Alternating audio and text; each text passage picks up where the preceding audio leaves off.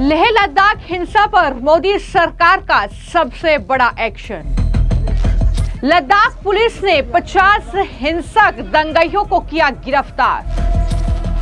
सोनम वांगचुक ने लद्दाख में दिया था भड़काऊ बयान। सोनम वांगचुक ने कहा था बांग्लादेश, नेपाल, श्रीलंका की तरह लद्दाख में भी आम जनता लाएगी बदलाव।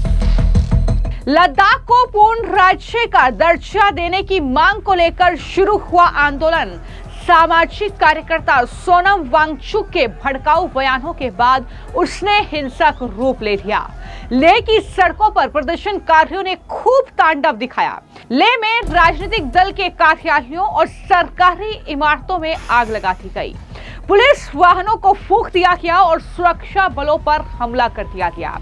इस मामले में अब मोदी सरकार ने बड़ा एक्शन लिया है। दरअसल बड़ी जानकारी ये है कि लद्दाख पुलिस ने इस मामले में करीब 48 से 50 हिंसक प्रदर्शनकारियों को गिरफ्तार किया है।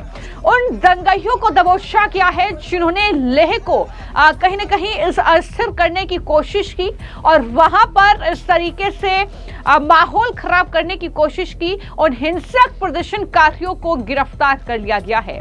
बता दें कि इस हिंसा में 4 लोगों की मौत होने और करीब 80 लोग घायल होने के बाद पुलिस ने इन 48 से 50 दंगाइयों को वहां पर दबोचा है।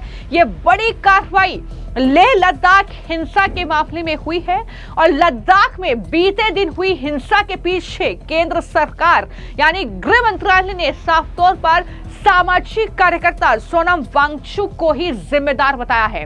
सरकार का कहना यह है कि वांगचुक ने भीड़ को उकसाने के लिए नेपाल के प्रदर्शन का हवाला दिया।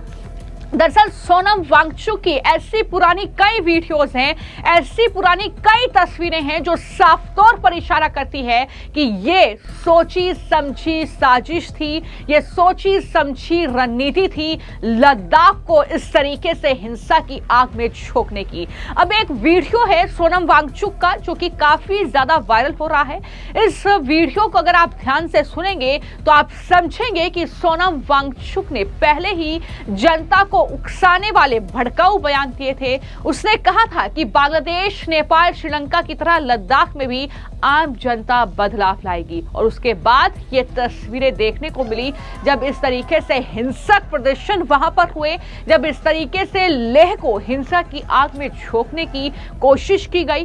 हालांकि वक्त रहते वहां पर सुरक्षा बल और स्थानीय पुलिस प्रशासन ने इस तरीके से शांति स्थापित की। लेकिन मैं आपको जानकारी दे दूं कि इस मामले पर जो लेफ्टिनेंट गवर्नर हैं लद्दाख के कविंदर गुप्ता, उनका बड़ा बयान सामने आया है।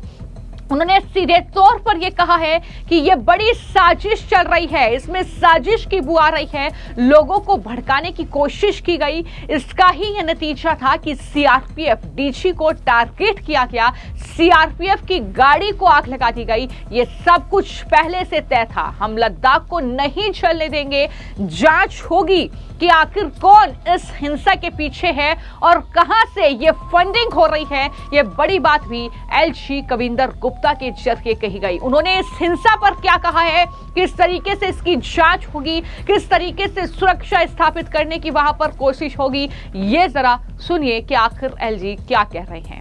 एक बात मैं कहना चाहूंगा कि लोकतांत्रिक व्यवस्था में ये सब चीजें करने का सभी को हक है, लेकिन शांतिपूर्ण तरीका उसका रहता है। लेकिन आज का जो इंसिडेंट हुआ, कुछ लोग धरने वहां से निकलते हैं और पूरे इलाके में आग लगाना शुरू कर देंगे और उसके 2-3 दिन पहले से ही ये साजिश चल रही थी। लोगों को भड़काने का प्रयास किया जा रहा था।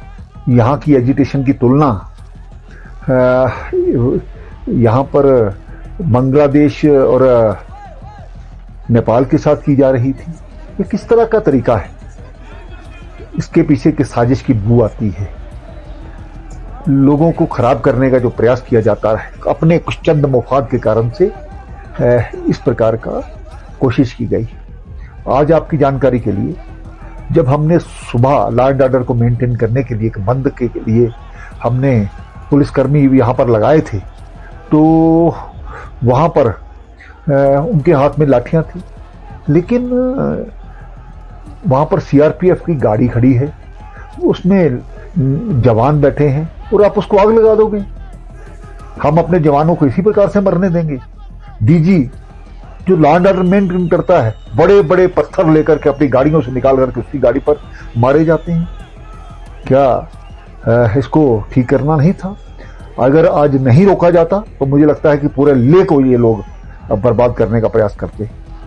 हमारा जो लद्दाख की परंपरा है इस तरह की नहीं है, और कुछ लोग अभी उनकी जांच की जाएगी कि कौन लोग बाहर से थे, कौन लोग यहाँ के थे, कौन लोग उनको भड़का रहे थे। तो ये पहले से तय किया गया था कि इन लोगों को आग लगाएंगे, इन लोगों के घरों को फूकेंगे, इन लोगों को पर्सनली ये खराब किया जाएगा।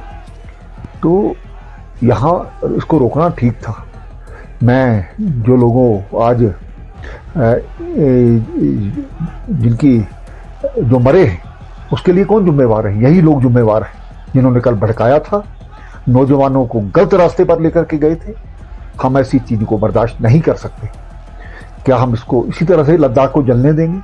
जब गवर्नमेंट ने एक बार कह दिया कि आपसे बात की जा रही है, लोगों का नाम आपने तय किया है, 6 तारीख उसके लिए तय है, तो आप क्यों उसको तूल दे रहे हो? जरूर इसके पीछे एक साजिश की बू आती है। अभी जांच की जाएगी कि कौन कौन लोग इसके पीछे, कहां से पैसा आता है, कहां से ये सब चीजें होती हैं। तो मैं चाहता हूं आपके माध्यम से कि लद्दाख में शांति व्यवस्था बनी रहे। हमारे धार्मिक संगठन, हमारी राजनीतिक पार्टियां, हमारे सामाजिक संगठन इसके लिए आगे आए और माहौल को खराब ना होने दें। हमने देखा है जहां इस प्रकार के, हमने जम्मू को जलते हुए देखा है और इसके पीछे पाकिस्तान की साजिश थी। अभी भी जांच होगी कि कौन कौन लोग कहां से जाकर के कहां से ये इस प्रकार का पैगाम लाते हैं। तो मैं यही कहना चाहता हूं, आओ मिलजुल करके शांति व्यवस्था को बनाए रखें और लद्दाख जो एक विकास की ओर जा रहा है उसका विकास होने दें। बहुत बहुत धन्यवाद। तो आपने लद्दाख के एलची को सुना और लेह में कल हुई हिंसा के बाद शहर की सड़कों पर वाहनों में तोड़फोड़ की गई तस्वीरें आप देख रहे हैं। बीजेपी के दफ्तर को आग के हवाले कर दिया गया, तो सीआरपीएफ की गाड़ी को नहीं बख्शा गया। और ये जो जेनजीज की बात बार बार करते हैं, कहीं ना कहीं इसमें भड़काऊ चीजें देखने को मिल रही हैं। लगातार ये देखने को मिल रहा है कि ये सोची समझी साजिश है। लेह में बीएनएस की धारा 163 के तहत निषेधाज्ञा लागू कर दी गई है। 5 से ज्यादा लोगों के इकट्ठा होने पर प्रतिबंध है।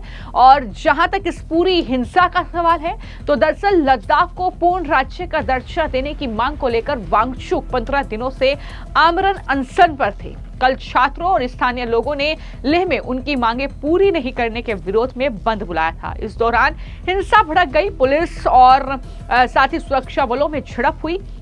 इस बीच प्रदर्शनकारियों ने, इन दंगइयों ने बीजेपी कार्यालय और सीआरपीएफ के वाहन में आग लगा दी। इस दौरान पत्थरबाजी भी हुई थी। पुलिस ने प्रदर्शनकारियों पर आंसू गैस के गोले दागे, जिसमें 80 लोग घायल हुए, 4 लोगों की मौत हुई। लेकिन उसके बाद अब एक्शन की शुरुआत हो गई है। किसी को नहीं बख्शा जाएगा। जो भी दंगाई हैं, जो भी हिंसक प्रदर्शनकारी थे, उन्हें अब जेल में डाला जाएगा और उसकी शुरुआत हो गई है। जो बड़ी जानकारी है वो ये कि 48 से 50 लोगों को अब तक गिरफ्तार इस मामले में कर लिया गया है।